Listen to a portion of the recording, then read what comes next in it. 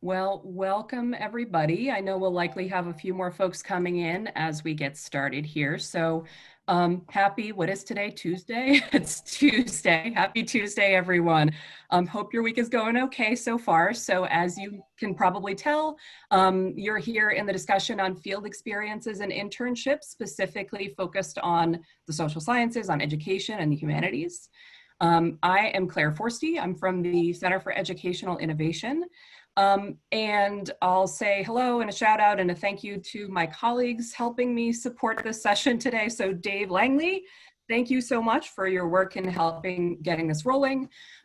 This is basically kind of part of a series that you all have seen have been prompted by a call from the provost to think a little bit about courses. How do we think about courses with experiential learning components to them? So before we get started with the discussion, I give you a little bit of framing for our discussion. Just a quick thank you to Alyssa and James, also from CEI, for helping with note-taking, for managing chat and technology. And a thank you to Shauna, from Lattice in CLA for supporting. So also a heads up, this session is recorded. So just be aware that that's happening, and we'll share some resources out afterwards. So that's where we're getting started. So let's move forward. So I just wanted to give you all a sense of kind of who's in the space based on registrations as of today. So I just wanted to give you a sense of the range of kind of the disciplinary spectrum of folks who are here. So I'm sure that there are some folks that I've missed. Feel free to add them in the chat. And yes, I'm seeing some notes in the chat too, so good to see folks here. So there are lots of different disciplines that we have that span the range of qualitative, quantitative, different areas. So just wanted to give you a little visual for the kinds of disciplines that are here. So if yours is missing, again, please feel free to add in the chat. I'm sorry that we don't have time for everyone to introduce themselves. That would take the entire hour. So also to give you a sense of folks in the room, the different campuses that we have represented and registration numbers for those, and kind of how folks have indicated their knowledge of online teaching. So we have a mix of folks who feel they're at the novice level, intermediate, and a few advanced folks too. So just giving you a landscape of folks who are in the space. And before we get started with conversation, I just wanted to kind of give you a couple of framing ideas. So on this topic of advanced versus intermediate, I want to kind of have some orienting assumptions for us all, particularly in this moment, but we're always simultaneously experts and novices in our teaching. We know our disciplinary backgrounds, we know our courses, even if we're new to teaching, we have expertise in a lot of different areas. And even if we've been teaching for a long time, teaching, as the second bullet suggests, is always a little bit experimental, right? This session is a little bit experimental, so we're always learning, even for those of us who are experienced teachers. So I just wanted to mention that. And we're all aiming, I think, in this experiential learning conversation to kind of keep our students' futures at the forefront of our thinking. So I'm assuming that that's where we're all landing, and I just wanted to offer that as a little bit of orienting assumptions, orienting framework. So where we're headed today, our main goal here is to share ideas and to try to problem solve some of the challenges that we're having moving forward. So in order to achieve that goal, we're going to have a few different pieces to the conversation. So we have a little panel to start us off with some lessons learned and maybe some questions from our key panelists, who I'll mention in a minute. We're going to have a little bit of open discussion Q&A with the panelists. So as you have questions, we'll talk with them for a bit. And then I think we're going to try to break folks out into some discussion groups to kind of apply and think a little bit about the discussion that we're having in some smaller groups, which I think will be productive rather than have this whole huge group try to have a conversation at once. So that's where we're headed. So before we proceed, let me just pause for a second, take a look at the chat.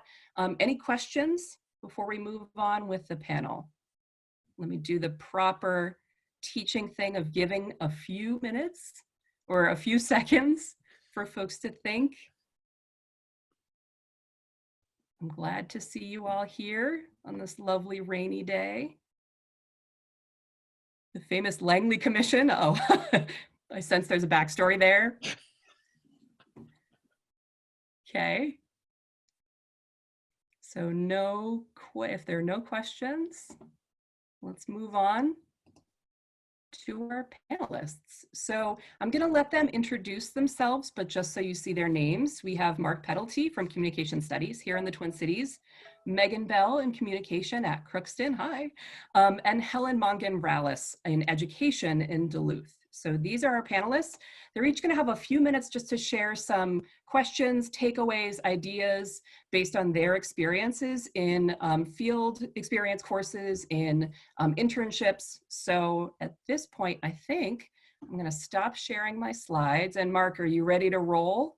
You bet. All right, let's do this. I'm going to stop my share. So Marc, over to you as our first panelist. Sounds good. Thanks, Claire, for inviting me, and Dave, and everybody involved in putting this together, and everybody that's participating.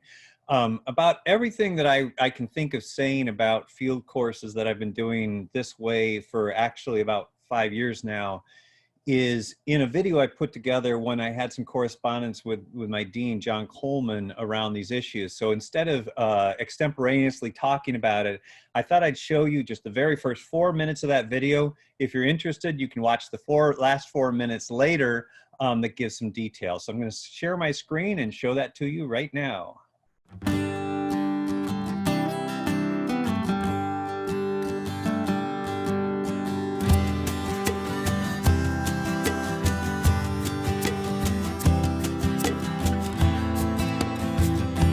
Welcome to the Digitally Networked Field course. My name is Marc Puddle, and I've been using a digitally networked field method to teach a course called Environmental Communication since 2015. Given COVID-19 and similar challenges to the traditional classroom model, university educators might find aspects of this method useful. After explaining what a digitally networked field course is, I will outline some of the techniques and technologies that have been most effective in our digitally networked field course. Every class, instructor, student body, and discipline is different, and the digitally networked field course method would not work for all subject matter and pedagogical purposes. However, I think this way of teaching might be of use to those who either want, or as currently the case, need to get their students out of the classroom. Leading up to 2015, I had taught this course several times and felt like it was time for students to be learning this subject matter in the rich context where environmental communication takes place. In other words, we were proactively drawn out into the world rather than being thrusted out of the classroom. The classroom, as the original economy of scale method of teaching, seemed less useful in the era of digital networking than a virtual classroom, given that students can now go out and we could all collectively make our local parks, backyards, historical resources, and global experts part of a digitally linked virtual learning space. That's what this course is, and here is how we do it. First, let me list the ingredients that go into this particular recipe for a digitally networked classroom. The course began in the age of WebCT, evolved to Moodle, and is now on Canvas. We created professional, studio-based videos and still assign many of them, but have actually found over time that audio podcasts are a more effective, flexible, and interactive medium, both for much of my communication with students as well as their interactive assignments. And the affordance of that medium for such interaction is key. In our course, the Public Lands podcast has become our central focus for student projects, and their assignments build in part to student-produced podcasts based on interviews and independent digital and field-based research. And I would be remiss if I did not mention perennial community partners like Metroblooms that have helped us in every way imaginable to get our students out doing important fieldwork in the community. Of course, written assignments, Canvas announcements, and email are essential, as are individual and small group live Zoom, Skype, or Google Meet meetings. Although if I were going to reinforce one thing that reoccurs throughout the literature and in this course, it is the power of asynchronous digital media. One way to take advantage of digital affordances is to use the power of asynchronous media production, communication, work, and learning. For example, over the years, I've had incredibly talented teaching assistants co-teaching the course, facilitating and grading the discussion forum each week, which is our main way of collecting, interacting with, and assessing students' work with the reading assignments, and with the videos, as well as each other's projects. Increasingly, students are producing content for the course through our main assignments. And that is also part of what I call a cascading curriculum, in which students trained in through past courses, as well as through their own targeted development and skills, take part in future courses. Let's look at the most recent. Okay, we're lost. Yeah, I purposely, that's why I ended at 4 minutes. And it's kind of ironic because my whole point is here is taking advantage of the affordances of the medium. And instead of trying to reinvent the classroom in Zoom, actually to have students producing media that's very rich and asynchronous. So there's another 4 minutes if you want to see actual details, including how we modified it for COVID-19. So thank you, and I apologize for the tech difficulties of sharing that with you. It's okay. I think it's helpful to for us to all be transparent that, you know, in this moment, again, I feel like experimental is the word that comes to mind for me. Things are always a little bit up in the air and it's not entirely clear how they're going to go. So I think it's helpful to be transparent about that and to be clear that that can happen at any time. So Mark, what you were saying, what I was hearing in the video, just to kind of highlight before we move on, sort of the power of students developing their own asynchronous media to share. So not just asynchronous discussions, but to develop some rich media, some rich experiences for them to share with each other, using the discussion forum for interaction. One quick Claire, so you still cannot see the video? No. Okay, I will put the link audio on there. I'd ask people because the visuals are key as far as seeing what was going on there. I apologize. I'll give you the link to it so you can actually see that media. Yeah, thank you. Yeah, so the link is in the chat. Feel free to share again if folks missed it. So you can absolutely watch it later, and I agree. Yeah, the visuals are really, really informative here. And the concept of cascading curriculum, so building on future courses. So great. Thanks for sharing some initial ideas. So Megan, I think we might shift over to you if that's okay. So are you ready? I'm ready. Awesome. Okay. All right, so as you know, I'm Megan Bell. I'm an assistant professor of communication at the University of Minnesota Crookston, and my comments today are really focused around, I guess, some creative approaches to meeting learning objectives in the online environment. And I'm focusing on experiential projects, online study abroad, and internships. So through experiential projects, which I've used in my campus courses for a number of years and really started to focus on more in my online teaching now, I've learned a few things that work well and some challenges that can come up. The first is in the online environment, fully online, the students come from a diverse range of traditional students to people who have been in industry for a number of years. So much more diverse than my typical college classroom on campus. And so really meeting students where they are and presenting them with projects that allow them to kind of raise the bar and really push themselves with the challenge of a product that's worthy of a client that may actually be used and go in their portfolio. I do keep the grading completely separate from the client. So I do the project, I grade, all based on the learning outcomes, assess that learning, and then the client ultimately picks from a handful of the top projects.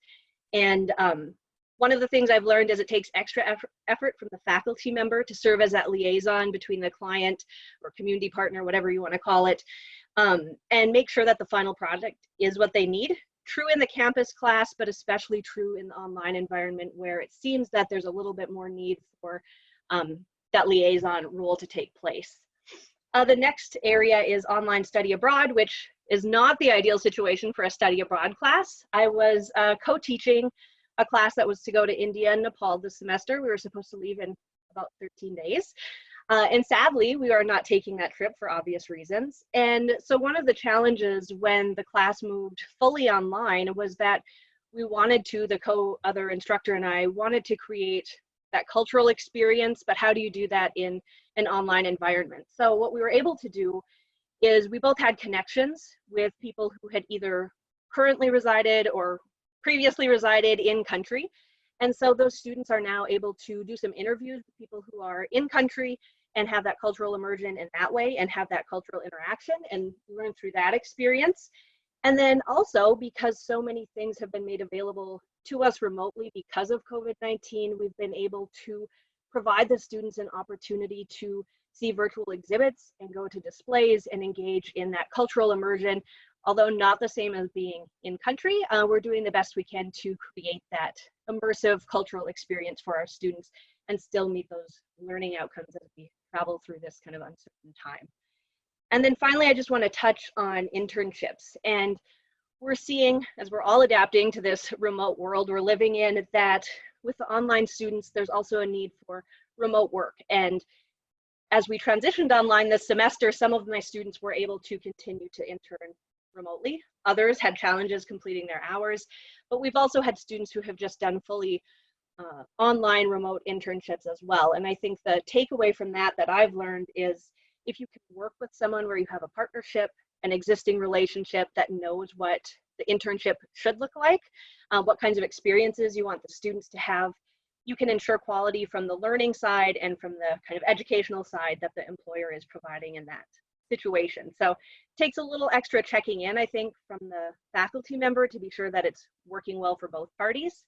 And then making sure that those students who are really dedicated to getting their hours, if they stop the clock, if they get up and stretch their legs, so there's some challenges with meeting their hours and making sure they're equitable and not actually putting in significantly more hours because they're just like counting the time that they're sitting at their computer. So some challenges there and some hopefully creative approaches to dealing with those issues that might arise. So, thanks. Awesome, thank you. So I just want to add a quick side note before we shift to you, Helen, that there's some really great resources from CLA here in the Twin Cities. So Sara, I think you're on this call. If you are comfortable sharing some of those resources related to internships, in particular, some student-facing resources that could be useful to folks. So if you're comfortable sharing some of those in the chat, that way folks could have them for reference, I think that would be great. Is that okay with you? Yep, no problem. Great, thank you so much. All right, so shifting over to you, Helen, you ready? Oh, I see a cat, yay! I'm Karen, I have my teaching assistant with me, Ginger. Wonderful. He seems to have an uncanny ability to know when I'm about to talk on Zoom, and he settles behind me and starts giving me a bath, so which might happen in a minute. So welcome everyone. Some context for me. I teach at UMD in the education department, and in the past I have supervised student teachers who student teach at a fully online school. So part of their student teaching experience is actually Connections Academy in the Twin Cities, and so they're teaching online. I have also worked with students who are student teaching all over the world, and they take a course called Professional Issues, and it's fully online. And it's usually asynchronous, but there can be a synchronous component. And so that they all drop in from all over the world sharing their experiences. And so I've got 3 takeaways for you that I will share with you and then invite questions as all of the panelists I think will. First will be about takeaway from experiences working with student teachers who've taught online. The second is things I wish people who are new to online teaching would keep in mind. And then lastly, a challenge emerging working with student teachers who are fully online. So firstly, then, the takeaway from student teachers is who've taught fully online.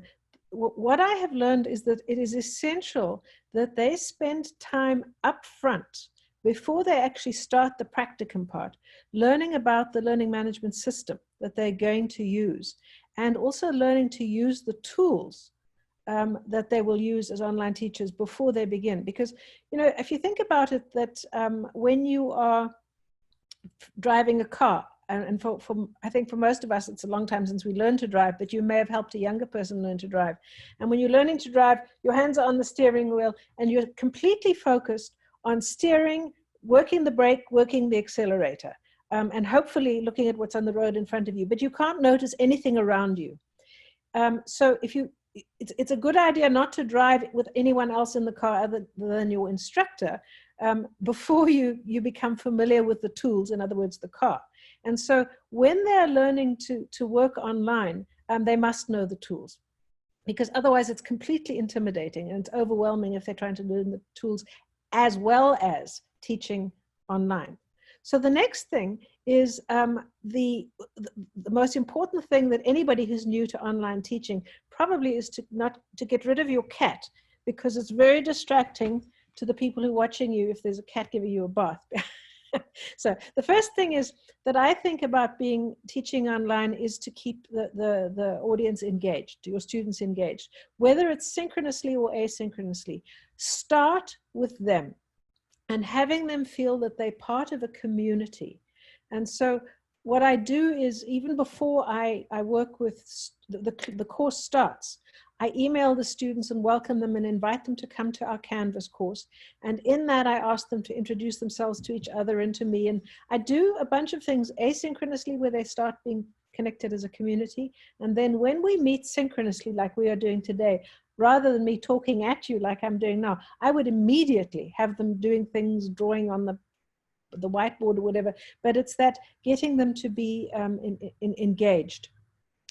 When students have a sense of community, regardless of the content of the course, the internship, or anything else, when they feel connected to their classmates and to you, they are able to open up in a way that I think that is different than if they're just passively consuming information. So that's the thing. It's not a passive consumption, it's an active engagement. And lastly, the challenge emerging with working with students, I think, when we're working with students in practicums and internships, is that their first priority has to be the people with whom they're working. So I work with student teachers. Their first priority must be their students, not me, their UMD professor, and not their class, because that's a professional responsibility that they have. And they are balancing their student teaching practicum as first priority, and then what they have to do to get through the course. And I wish I had a magic solution to that, but I think that's really important that we recognize that. And so even working around deadlines and helping them so that what we're doing in the course that they're taking that accompanies their practicum experience supports it rather than actually undermines it, because they're so focused on what they have to do for us. So those are my 2 cents or 3 cents. Excellent. Thank you. Thank you to our panelists for sharing. So let me give the larger group some space to ask some questions, have some conversation, and then thinking of active engagement, I think we'll try, we should have time to put folks into some smaller groups to have some additional discussion. So what questions or comments do you all have for our panelists?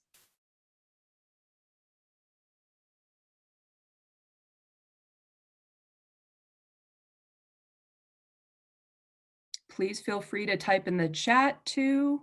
You're welcome to do that. We can bring those questions forward. Hi. Sara Ack still here from Family Social Science. So as I am looking for remote opportunities for my field experience students for summer and into fall, it's becoming clear that we probably will not find enough remote placements with enough hours for students to meet the typical requirement that we have in our program. And so I've been working on crafting some additional assignments that can achieve similar learning objectives to what they'd be doing in a typical field placement. And I guess my question to panelists or to others is, have you been in situations, and maybe the international experience is a good example of this, but where you had to develop substitute assignments because there's just literally no way to find the field experiences for students? And if so, what of those, any ideas about what those assignments can look like, creative ideas for that?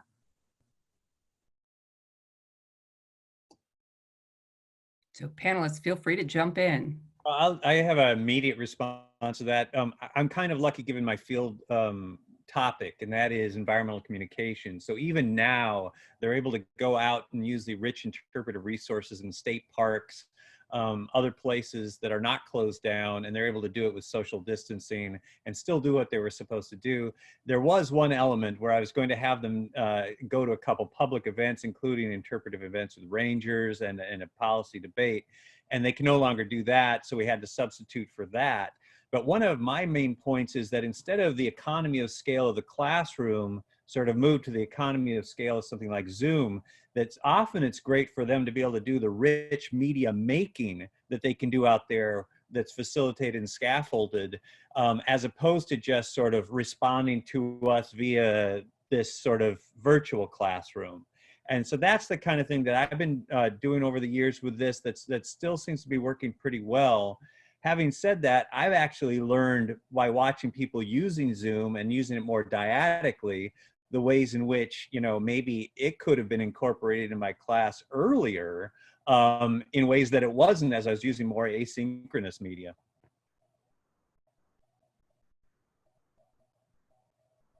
I would just jump in on that too and say, I was surprised when I moved content, when we were working to move content online for the study abroad, just how much stuff has been made freely available because of COVID-19. And so there were a lot more resources available than I think would be typical. So I hope that you're able to find those types of resources for your work as well.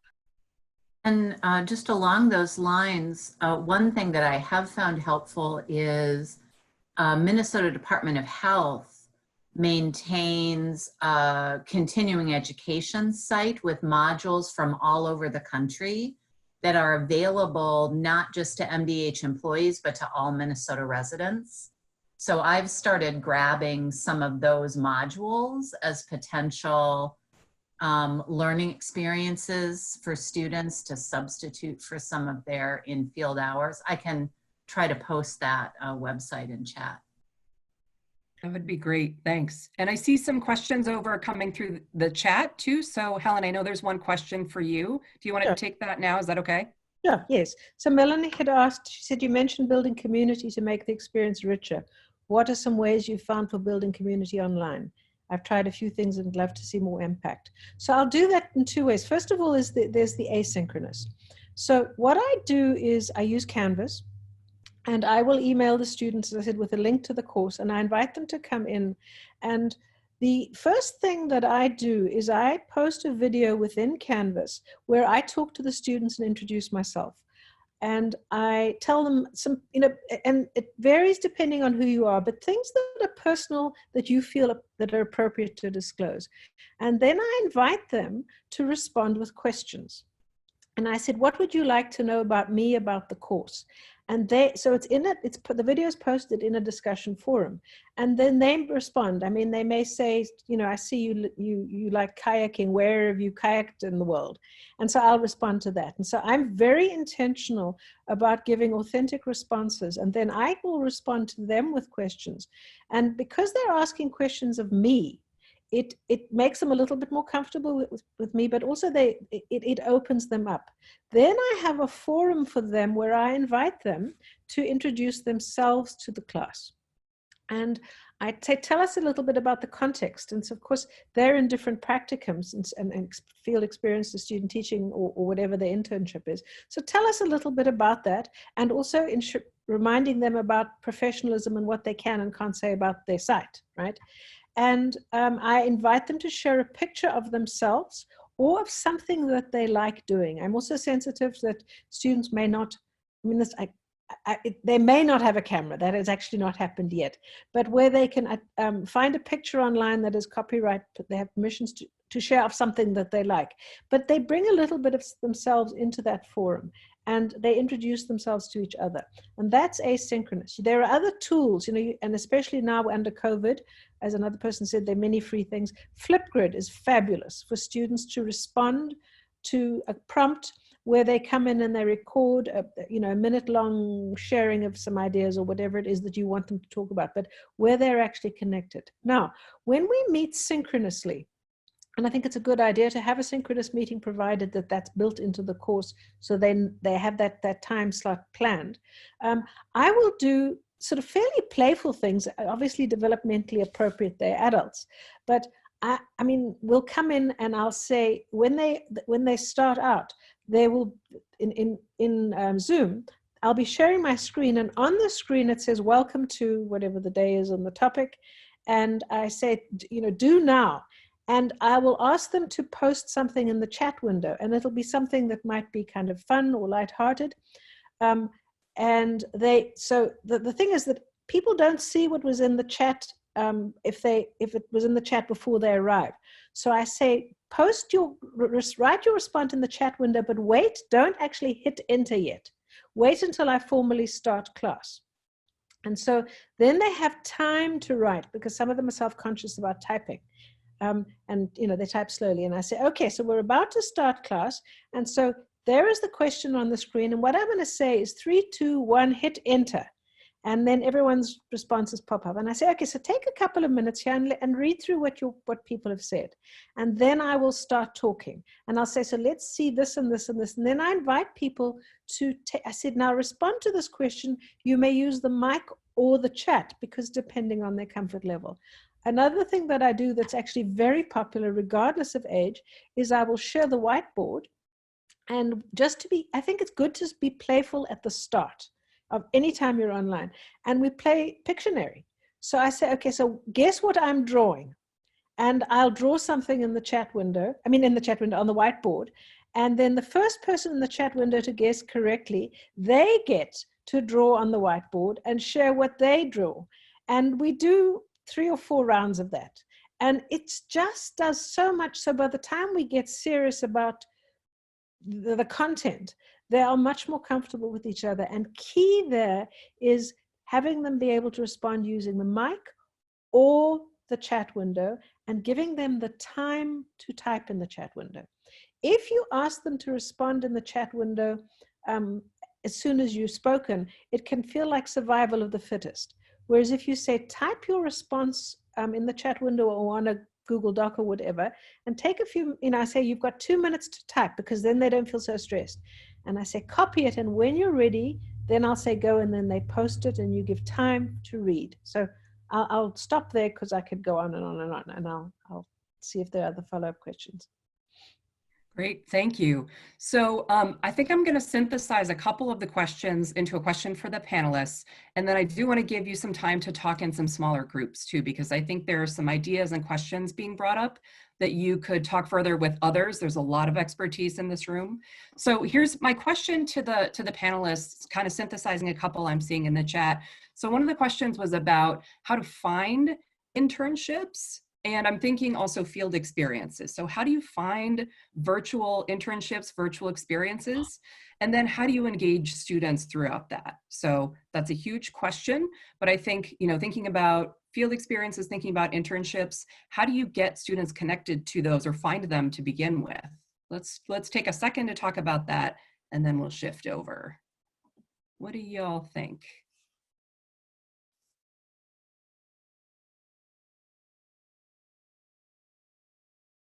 I'll jump in if nobody else is. And I think mine is a little bit idiosyncratic again, because in a way it can use all of this sort of public lands are very much the focus, public lands or waterways. So students can really choose wherever they want to go, even super fun sites, that kind of thing. And because it's the other idiosyncratic element is it doesn't have to be a place with a lot of social activity going on. And in fact, some ways these are places for more repose, distancing, using of interpretive resources that already exist. But currently COVID is certainly limiting then what can happen in terms of other things. As far as finding other kinds of internships, I do like the model of having the student learn how to do that. So for example, when I have my students find an interview informant or interview informants, I require them to get 3 under the telling them 2 are definitely going to flake on them at least, and that these can be anywhere. And that part of what I want them to learn in this partly professional career readiness is I want them to actually go through that experience of how hard it is not to have a ready-made facilitated internship or informant set up for an interview, but actually to do that hard work of finding them and finding an appropriate one. And it seems to be a good learning experience for them.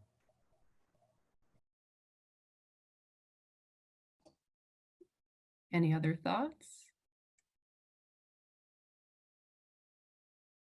in my experience, they can be a real challenge to find those remote work opportunities for our interns.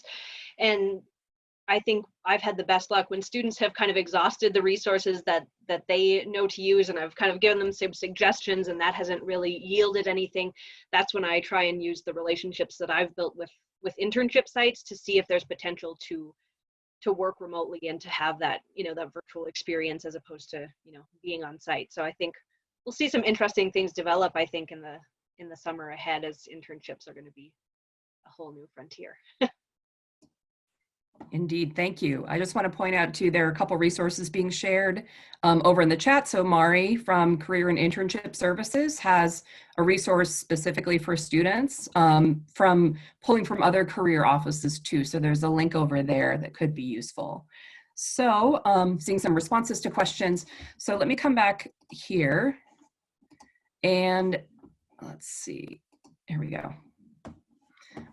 So I want to take a minute, I want to give you all some time to talk a little bit among yourselves about some of these questions. So I'm going to ask you all we're going to split you into some small groups in a minute, and we want you to kind of keep track of what your discussion is. So first, pick someone who's going to take some notes in a breakout room slide right here linked at the bottom.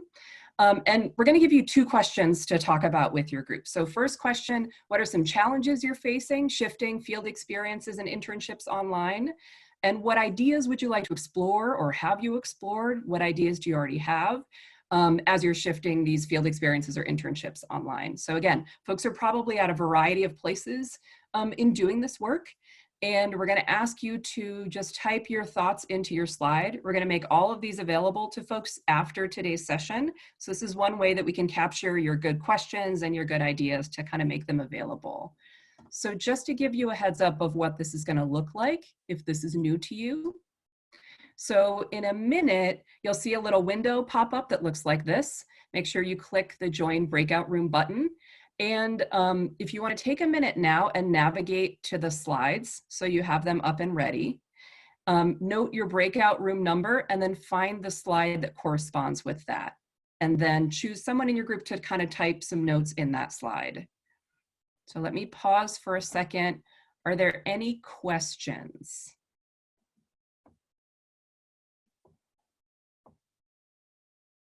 So we're going to give you maybe, just to be mindful of time, maybe 10 minutes or so, and we'll give you a warning before we bring everyone back to the large group. So any questions, last call, what you're headed to now? All right, so James, if you're ready. I'm ready. All right, let's do it. Thank you. I think folks are coming back. Hopefully most folks are back. I hate to cut off the conversation just watching kind of the slides being filled in. Some really great ideas and interesting challenges that folks are sharing. So my disciplinary background is in sociology, so doing a quick content analysis in my head of what you all have written. So thinking about some of the challenges folks are identifying, managing requirements, so thinking about accreditation, how do you manage that conversation with accrediting bodies around what's going to be required, thinking about how to build flexible courses that can change as things are changing in the broader context. Also sort of recognizing students' context. So there are a couple of notes that folks had written that were about understanding where students are coming from and the challenges they're facing these days. And then thinking about the challenges around, specialized tools or replicating the kinds of interpersonal skills that folks need to develop in person. So those are some of the challenges that folks were identifying, and some really great ideas that folks were generating too. So things like reaching out to students to find out what's working. So what's working in their lives, what's working in their internships, what's working in their field experiences. So actually communicating with your students about that. Folks were suggesting case studies potentially, thinking about some unpaid opportunities, if that's an option, or shifting some expectations or departmental expectations or students' expectations, potentially building in the idea of online context. So this was primarily in reference to teaching and student teaching. So thinking about how you build in the expectation that folks will be teaching to some degree online on the front end. And I think that's true across a lot of our disciplines. So I see that folks are still adding lots of comments here, so that's great. So hopefully folks can look back at this and see this as a resource. So we have a couple of minutes. So does anyone want to jump in with an idea that they really wanted to share with the larger group? Something that was new to you, or something that has worked for you, or something you think you might want to try from your small group discussion?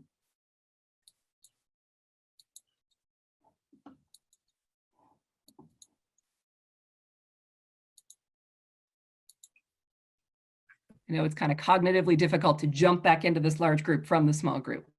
That's okay. Anything anyone wants to share? I'm Heather Peters from the Morris campus, and I was wondering, is there any talk of system-wide reaching out to our offices to see if they'd be willing to offer some virtual internships? Because I was thinking about doing it to my campus at an individual level, but this really seems to be a systematic problem. Is there an office that could help facilitate creating internships from the University of Minnesota? Yeah, that's a great question.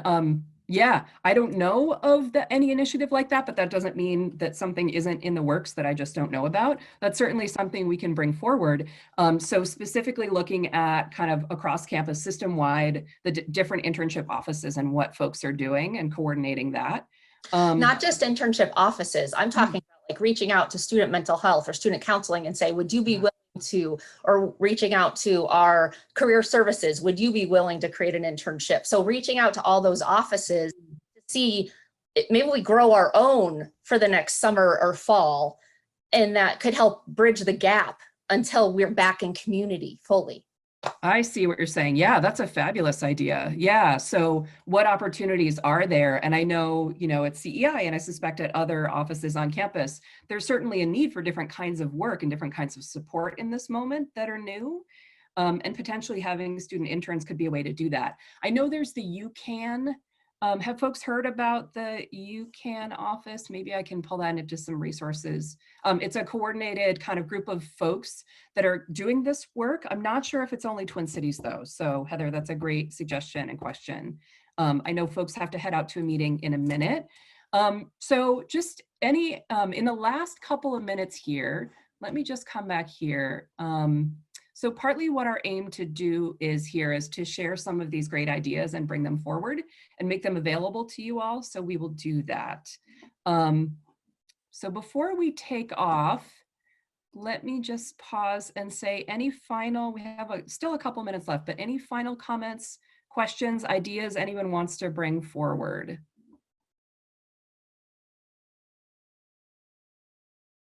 An hour feels too short to me.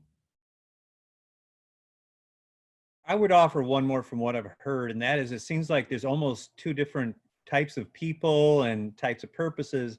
The one that really always wants the rich engagement, and therefore from the classroom to the online, is a little bit more difficult, and trying to recreate a mode that really allows you to, as we were saying in our group, read the room and really understand what everybody's got going on. And I would think that that's a challenge for internships as well, is because some people that are going to intern, like I can think of Metro Bloom's group I work with, they'd be really good at creating that. For others, I think it's a matter of using the affordances of the technology so that you get these rich mediated interactions without necessarily needing that sort of straight face-to-face like you'd have in the classroom, and recognizing that that can be another form of rich pedagogical interaction, and that they're both really good. And so I found that really enlightening as far as hearing people's other ways of doing it and seeing how it can be done. And it's certainly enriched what I'm going to be doing in my course. Mm-hmm. So the extent to which folks employ the kinds of technologies that are out there. Yeah. And again, I see over here in the chat, Lynn's comment, because we're all online, the geographic distance between system sites is not significant. So sharing across campuses is possible for the kinds of partnerships that we might want to develop. So maybe that's one, I hate to be too Pollyanna-ish, but maybe that's one positive of this moment, is that cross-system collaboration becomes a little more possible, it seems, in this moment. So great. So just in the last couple of minutes, let me come back here and just say that I really appreciate your conversation. And again, an hour feels a little too short. Oops, came back to the beginning here. conversation is too short, but we really appreciate your ideas and your thinking through these questions with us. We'd really be interested in your feedback. So part of the feedback that we're asking for here is for you to think a little bit about or share a little bit about how you might want to continue this conversation. It feels like the start of a series and hopefully not the end.